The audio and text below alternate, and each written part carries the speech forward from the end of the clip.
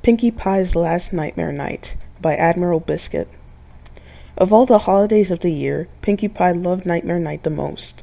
First, of course, it had candy, and Pinkie loved candy. It would be fair to admit that the confectionery variety of Nightmare Night was neither as broad nor as tasty as heartwarming Eve treats, but that wasn't the only selling point of the holiday. The second major draw was the opportunity for pranking. While that was an activity that could be done year-round, some ponies got a little upset when they were randomly pranked. But every pony was fair game on Nightmare Night. The final selling point was the disguises.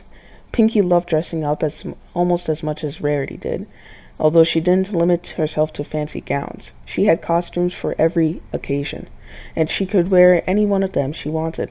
Or she could do something new. It was her first Nightmare Night since Twilight's ascension, and Pinkie Pie had the greatest costume and greatest prank ever, all planned out. She had barricaded herself into the cake's bathroom an hour ago, and her transformation was nearly complete. Aloe and Lotus had dyed her mane and tail in beautiful, flowing blues and greens and pinks.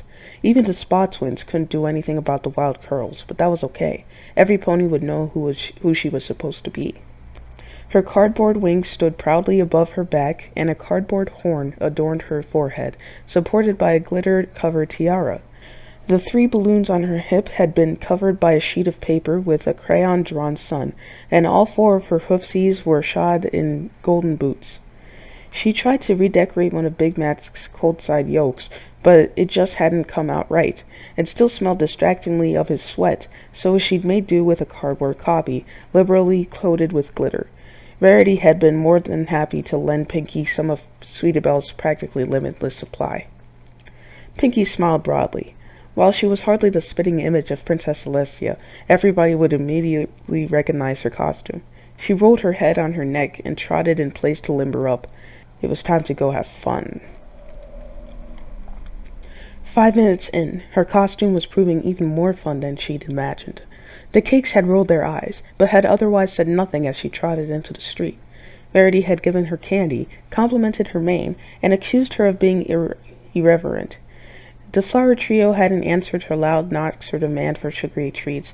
She faintly heard from the back of their house the clatter of fleeing hooves, and a loud thump which sounded like some pony fainting while at a dead run. Pinkie helped herself to a hoofball of candy from their bowl, then headed on to the next house, suddenly stopping as she spotted a prismatic tail hanging off the edge of a cloud. "Rainbow Dash!" she shouted in her most princessly voice. Why are there still clouds in the sky?" Rainbow looked over the edge of the cloud and squinted at her. Pinkie was standing in front of a well-lighted window, so only her silhouette was visible to the Pegasus.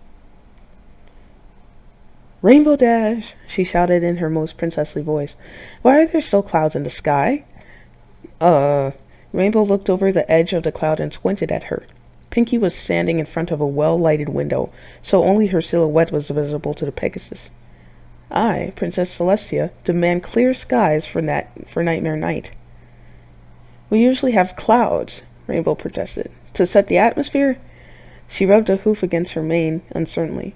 "I didn't. Your princess demands clear skies. And cake. Lots and lots of cake. I want a cake so big I can bathe in it." "Right away, Princess Celestia." Rainbow jerked to her hooves and made a sharp salute before glaring back down at the laughing earth pony. "Pinkie? I totally had you going there, Dashy." "Ha! Yeah, I knew it was you. I was just playing along." Rainbow flew down next to Pinkie. "That's a pretty awesome costume. It'd fool any pony." "Thanks, I made it myself." She wiggled her back and made her cardboard wings sort of flutter. "What are you doing on the cloud? Waiting to prank some pony?" "Applejack." Rainbow made a face. "I got some caramel apples from her and took a big bite. She'd made caramel onions. She'd got to come into town sooner or later for the apple bob, and when she does, zap." "Isn't that kind of, I don't know, cliched?" "It's an oldie, but a goodie," Rainbow said defensively. "It was all you could think of, wasn't it?" "Yeah." Pinkie nodded wisely. "Have fun, Dashy. I'm off to find Twilight. Want a caramel apple?" "Nope." Pinkie happily plonked across the road in direction of the treehouse. Forgoing the front door, she rummaged around under the bushes until she found a grappling hook she kept there for emergencies, and expertly looped it over the balcony railing.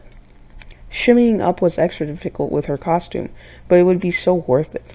She reached the balcony and peered through the window. Twilight was wearing a Clover the Clever costume, and alternating between looking in a book and looking in a mirror, before making slight adjustments to her overrobe. Pinkie took a deep breath and rolled a small lit firecracker behind her. The flash was everything she'd hoped for. Twilight's head jerked up, and Pinkie was ready. "Twilight Sparkle!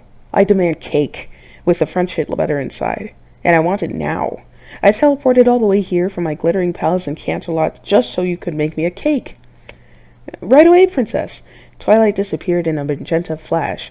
Pinkie fell on the balcony floor, covering her mouth with her hooves to keep her giggles from escaping. She heard pots and pans clanging in the kitchen. "Does Twilight know any cake-making spells?" Pinkie licked her lips. "What if there's a spell that makes limitless cakes? Like a mirror pool for cake? What if I had a cake in the mirror pool?" She was so lost in her thoughts, she didn't notice when Spike came up to the window and looked out to the balcony, shook his head, and went back downstairs. 2 minutes later, Pinkie found herself surrounded by a glowing magenta field. She was dragged off the balcony and roughly lowered to the ground, right in front of an annoyed lavender unicorn. "Pinkie," Twilight began. I thought you were Princess Celestia, and I nearly freaked out." "You did freak out," Pinkie reminded her, giving her nose a gentle boop. "I got you so good. Is my cake ready?" She wiggled her hips. "I'll never grow up big and strong without cake."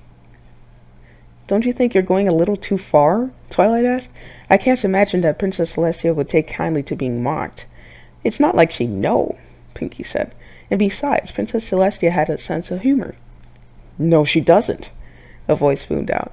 The two ponies turned to face the newcomer. Princess Celestia stamped across the yard, sparks coming from her hooves every time she spoke.